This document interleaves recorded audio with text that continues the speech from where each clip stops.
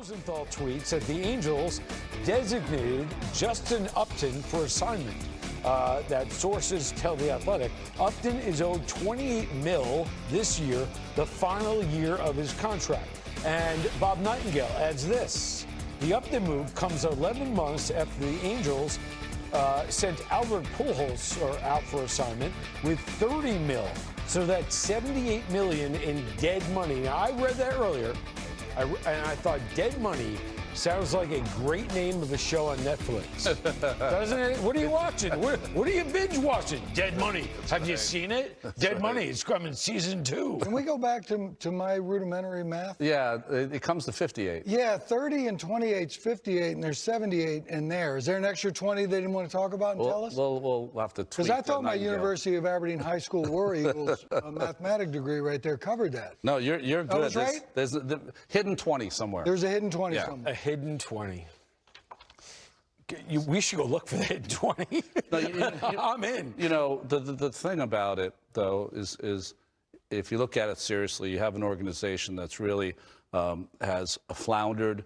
They've got great players, and they want to make that next step. And listen, if you look at when he came up as a 19-year-old, Justin Upton has done a lot in this game, yes, right? He has. And for them to decide that he doesn't fit with that organization this year and that they're trying to move ahead, probably says more about the Angels and where they're trying to go. Justin Upton will have a job by opening day. Here's a question, because I think when you look at some of the long-term deals that the Angels have done, right? I don't know if they necessarily all panned out. Like, Albert was good right out the gate, but then there was a lot of years left on that with a lot of money. Hamilton's out there. That didn't necessarily pan out, and you couldn't do anything. You're spinning your wheels.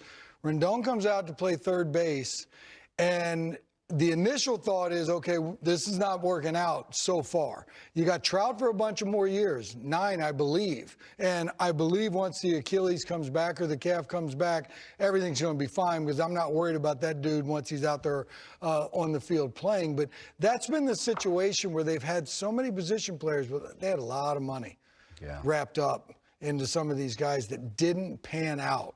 And they were good players when they got them. Well, when you say didn't pan out, do you mean that they weren't good, or it didn't get them to where they wanted to be, which was October? Well, it's a combo platter, but early on, it may have worked out. It didn't get them there. And then you've got all these years on the back end of it that are sitting there looking at what's going on. So I think Perry Minasian right now is in a situation where some of these moves that have now been made, they were not his moves. And he's cleaning things up the best he can to try to move forward. Shohei is a huge stepping stone that you can go in the right direction with this dude. You have Trout.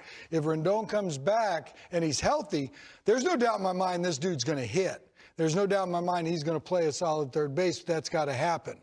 The pitching part of it, to your point, who else is going to fall into place where they can say, let's challenge for a playoff spot? Because that's going to hinge largely on the dudes that take the bump. You know, we spend a lot of time with the players that are released talking about why they're released or what was the decision making. Sometimes we should just commend the 2 young men, Adele and Marsh, who won the position, and that they're out there now, and that the organization and Joe Madden and everyone else feels as though this gives them the best shot. When I played for Tony La Russa, that's all he would say. All we're doing every day is taking our best shot, and that's what the Angels think they're doing. I think you're nailing it there with Adele. He's got to play.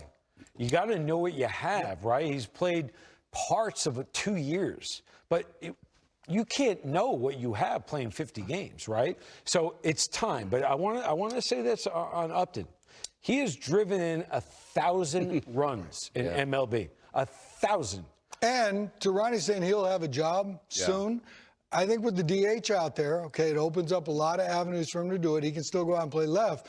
But there's no doubt in my mind the dude goes out there and pops 25 home runs if he gets the at-bats to do it. And with the 25 home runs, still going to come 80 ribbies.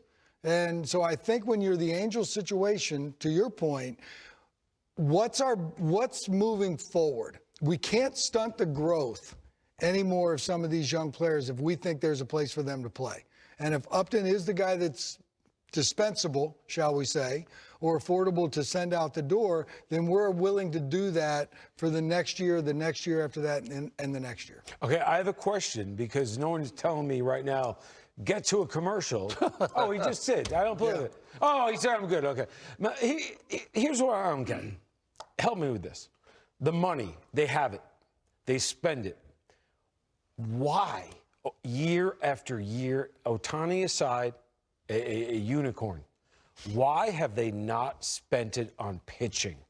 I don't get it. I think a lot of times what happens, Matt, is that in the course of free agent winters, you look at the players, and I think they took a shot at Garrett Cole, right? They took a shot. That didn't work out. But you look at certain players in the winter that are free agents, and you look at them and say, boy, I'd like to get two pretty good pitchers, but Anthony Rendon's out there. So what happens is sometimes you're blinded by the great stats of some of these free agents. But the Angels will go as far, and their pitching is going to be important, as Trout, Ohtani, Walsh, and Rendon bring them.